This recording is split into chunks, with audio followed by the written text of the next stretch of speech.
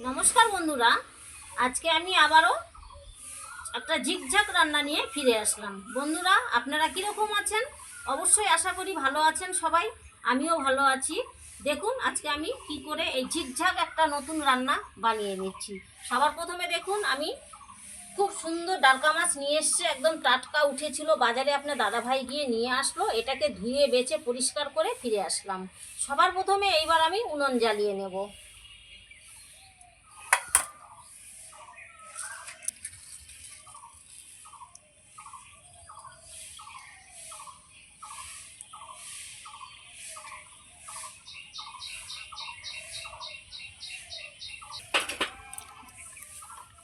এই যে বন্ধুরা, আমার উনুনটা খুব সুন্দর জ্বলে গেছে।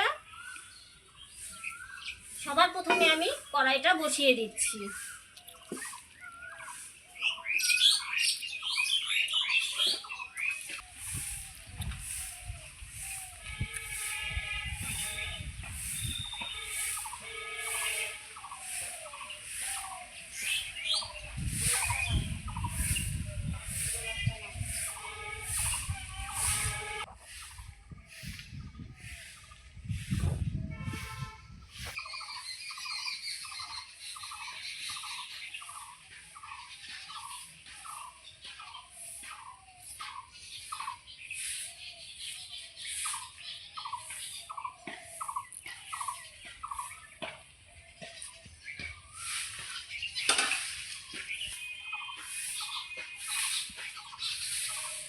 এই যে বন্ধুরা, আমার কড়াইটা গরম হয়ে গেছে খুব সুন্দর। এইবার আমি মাছ ভাজার জন্য সরষের তেল দিয়ে দিচ্ছি।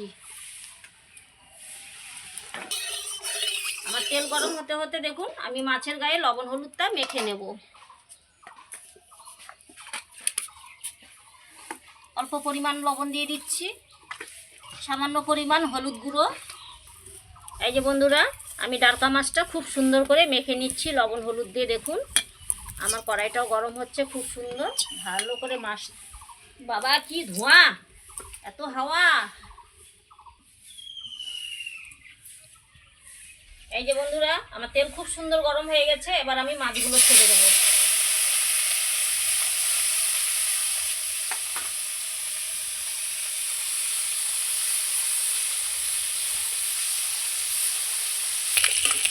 এই যে বন্ধুরা, আমার এক পিসটা মাছ হয়ে গেছে ভাজা। দেখুন আমি মাছগুলোকে উল্টে নিচ্ছি। যেহেতু ছোটো মাছ, খুব সাবধানে ভাজতে হবে।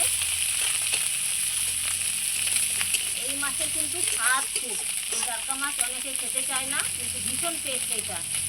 যেমনি আপনার ময়া মাছটা টেস্ট, তার থেকেও বেশি টেস্ট এই যে আপনার এই ডালকা মাছটা। বন্ধুরা, আমি যেইভাবে রান্না করে খাবো, সেইভাবে আপনারাও ঠিক এরকম করে রান্না করে খাবেন। এর টেস্ট আরও দ্বিগুণ বেড়ে যাবে, খুব সুন্দর হয়।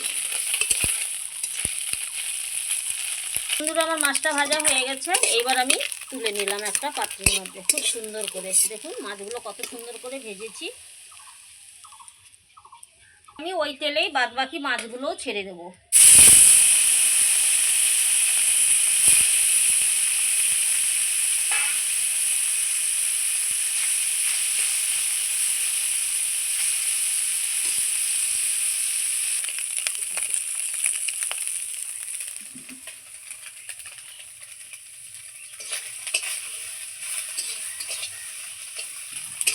এই যে বন্ধুরা, এই মাছগুলো আমার খুব সুন্দর করে ভাজা হয়ে গেছে। দেখুন এইটাও আমি তুলে নিচ্ছি।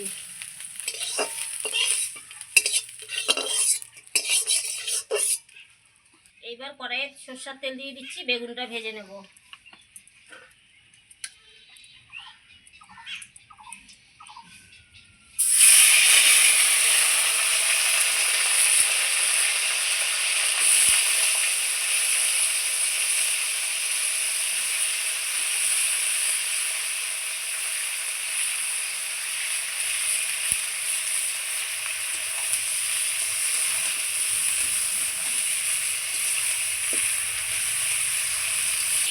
বন্ধুরা, বেগুনটা একটু ভেজে নিয়েছি, সঙ্গে লবণ দিয়ে দিলাম, সঙ্গে একটু হলুদ গুঁড়ো দিয়ে আবারও খুব সুন্দর করে আমি ভেজে নেব লবণ হলুদ দিয়ে বেগুনটা। লাল লাল করে খুব সুন্দর করে ভেজে নিচ্ছি দেখুন। আর এদিকে বেগুন ভাজা হতে হতে আমি বাটনা করে ফিরে আসবো। রসুন, লঙ্কা, সামান্য পরিমাণ জিরা।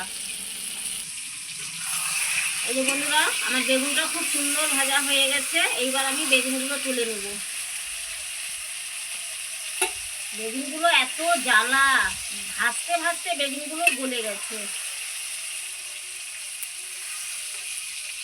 এই যে বন্ধুরা, সমস্ত বেগুনগুলো সুন্দর করে ভেজে নিয়েছি লাল লাল করে। এইবার আমি বেগুনটা উঠে নিলাম।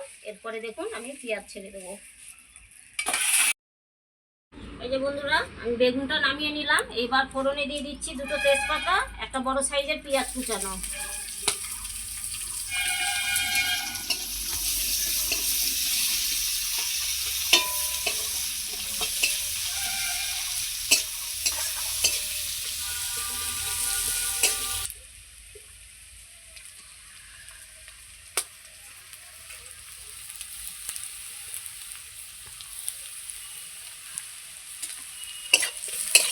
পেঁয়াজটা আমি খুব সুন্দর করে লাল লাল করে ভেজে নিচ্ছি।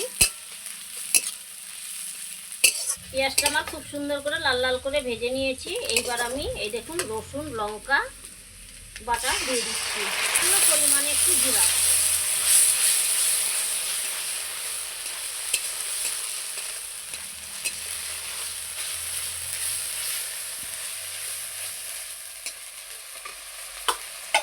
তেলটা দিয়ে আমি সামান্য পরিমাণ জল দিয়ে দিয়েছি। এইবার আমি দিয়ে দেবো লবণ, অল্প একটু লবণ দিয়ে দিলাম, যেহেতু আমি বেগুন ভাজায় লবণটা দিয়েছি। একটু হলুদ গুঁড়ো, এই হলুদ আর লবণ দিয়ে খুব সুন্দর করে মশলাটাকে কষিয়ে নেব।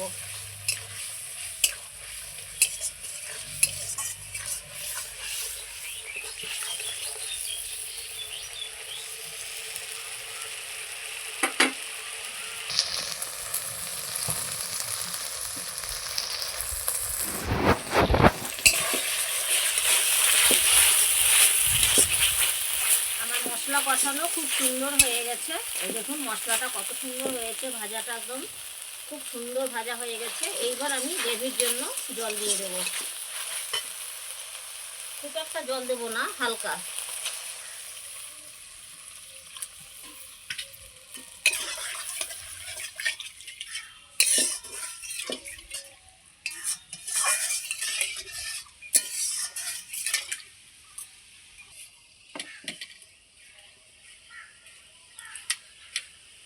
দেখুন আমার ঝোলটা কত সুন্দর ফুটে গেছে। এইবার আমি বেগুনগুলো ছেড়ে দেবো, ভেজে রেখেছি যে বেগুনগুলো।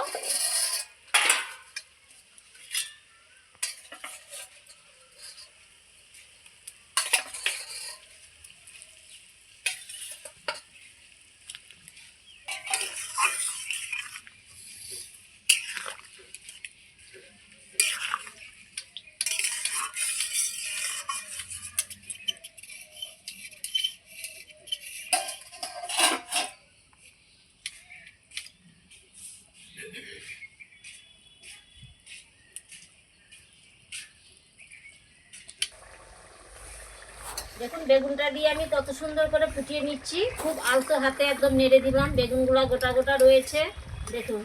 তারপরে আমি উপর থেকে মাছ দিয়ে দেব খুব সুন্দর করে।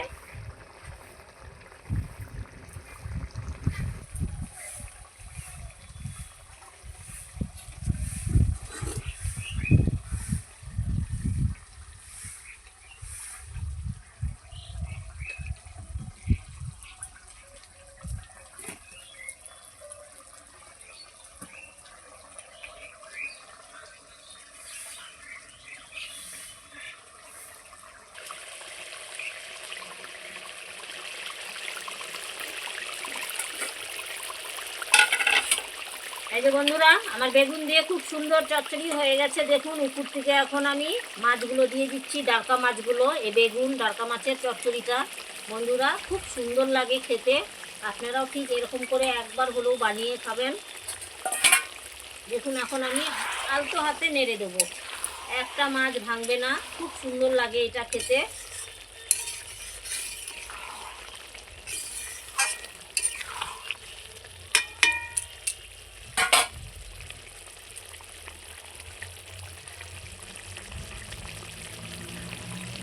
এই যে বন্ধুরা, দারকা মাছ দিয়ে বেগুন দিয়ে খুব সুন্দর চচ্চড়ি হয়ে গেছে। এইবার আমি নামিয়ে নিচ্ছি। দেখুন